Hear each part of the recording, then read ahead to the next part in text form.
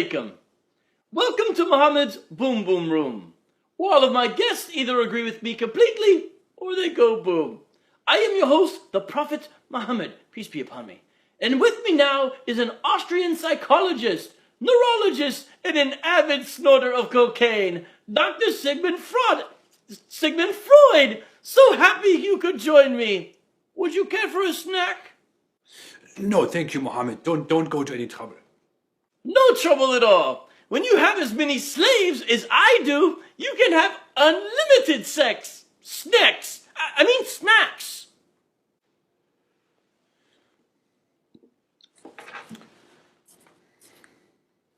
What are you writing about me?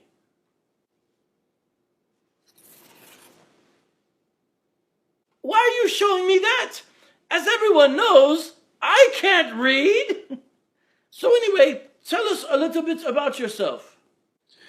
Well, I'm the doctor of the mind, so to speak. I'm known as the father of psychoanalysis. At least psychoanalysis has a father.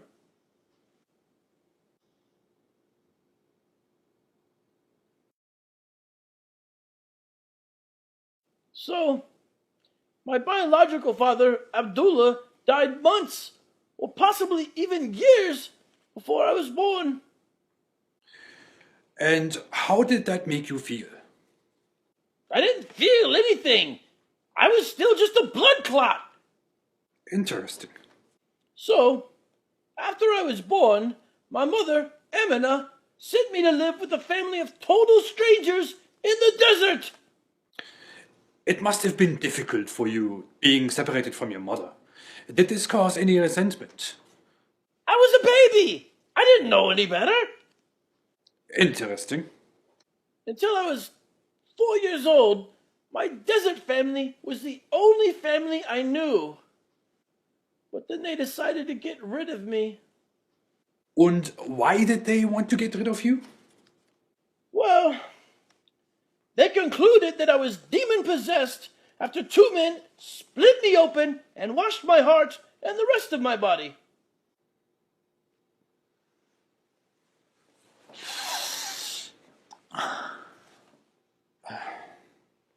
So they sent me back to my mother. And how did it feel being torn away from the only family you ever knew? How would I know? I was only 4 years old. 2 years younger than Aisha when I married her. Kids are stupid. But I do remember how happy I was spending time with my mother. Tell me more about your relationship with your mother. There's nothing to tell. She died. She died? Yes, she died when I was 6 years old. The same age Aisha was when I married her. That must have been so difficult for you. Well, by this time I was learning that everyone leaves me. Everyone leaves little Mo. So I was getting used to it. That's when I was sent to live with my grandfather, Abdul Muttalib. Even my biological father, who died months or years before I was born, had a father. Why does everyone have a father except for me? Tell me about your grandfather. I can't. He died. Er ist auch tot. He died too? Yes, he died when I was 8 years old. 2 years older than Aisha was when I married her. Mohammed, are you telling me that every close relationship you had for the first 8 years of your life ended in death or abandonment? Peace be upon me. My uncle, he tried to take care of me after that. He basically made sure that I didn't starve to death. And how has all of this affected you? Well, you know what they say. Whatever doesn't kill you gives you the sexual strength of 30 men. Mohammed, have you ever heard of the unconscious? Isn't that what happens to my wives when I beat them? Probably. But when I refer to the unconscious, I mean what some people call the subconscious. Human beings repress certain memories and experiences and feelings. We may not be aware of them at the conscious level, but they are still active in our minds. Sounds like pagan philosophy. Muhammad, all of the loss you experienced as a child has affected you very deeply. And based on the most recent research, we know how these experiences tend to affect people.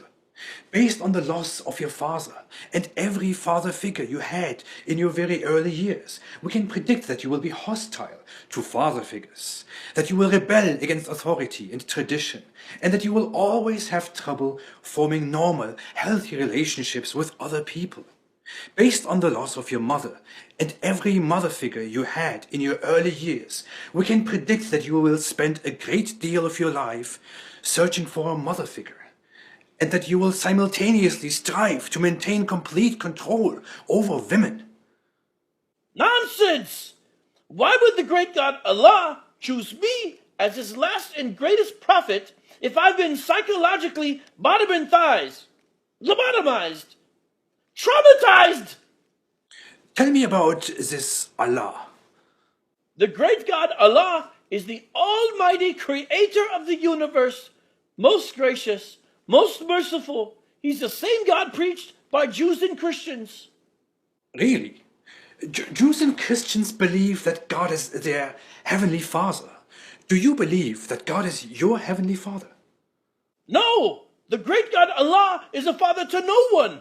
Allah is the master, and we are all slaves. The only relationship any of us can have with the great God Allah is a slave-to-master relationship. Problem with father figures? Check. What?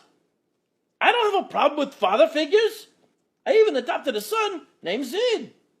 And how did that relationship turn out?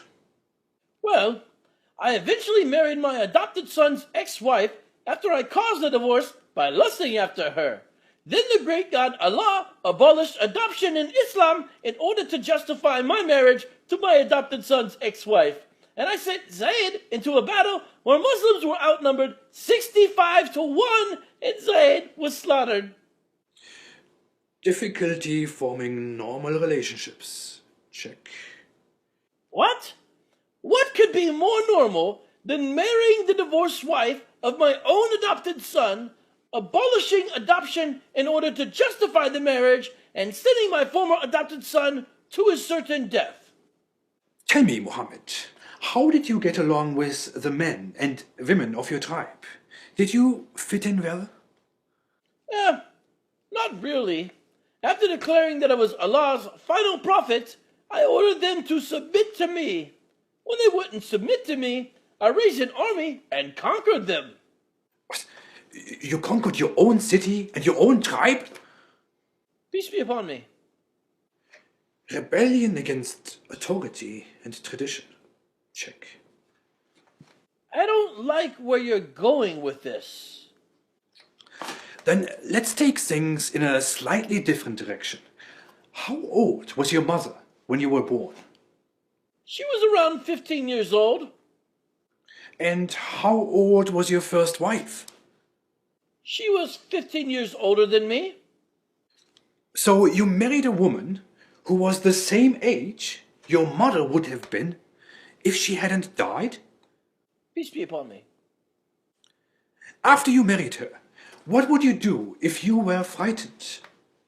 I would run home to my wife Khadija, and I would tell her to cover me, to protect me.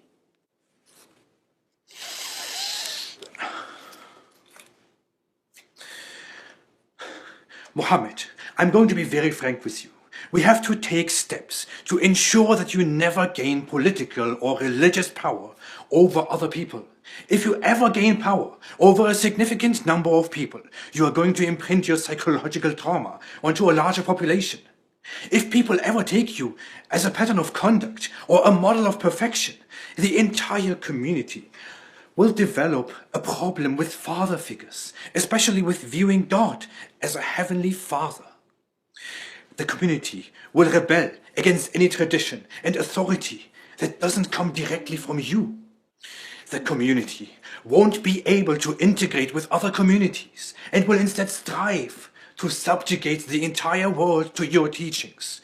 since they view God as a cosmic slave master rather than as a heavenly father. They will think that they need to earn God's love, and many of them will try to do this by killing others. The community will also become obsessed with controlling women. And all of this will be the result of your repressed feelings and experiences working their way into your teachings and behavior. So, no matter what else happens, we need to make sure that you never attain political or religious power over others.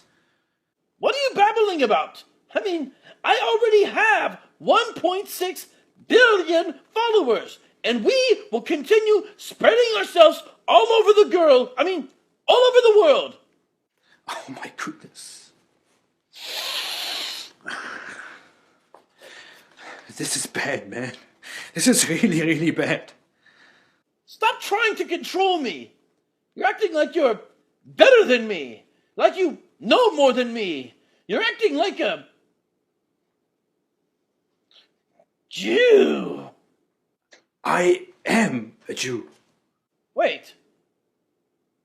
You're a Jew? Muhammad, did the Jews ever reject you as a prophet? If they did, then given your early experiences with rejection, I can explain to you why you are so hostile towards Jews, and why you probably blame them for anything bad that happens to your community. Now you're defending the Jews? It's true, the Jews have caused us many setbacks, but those setbacks are nothing compared to our successes. Muhammad, your relationships with other people are massively dysfunctional for a reason. But I can help you through psychoanalysis. And I can help you through Allahu Akbar!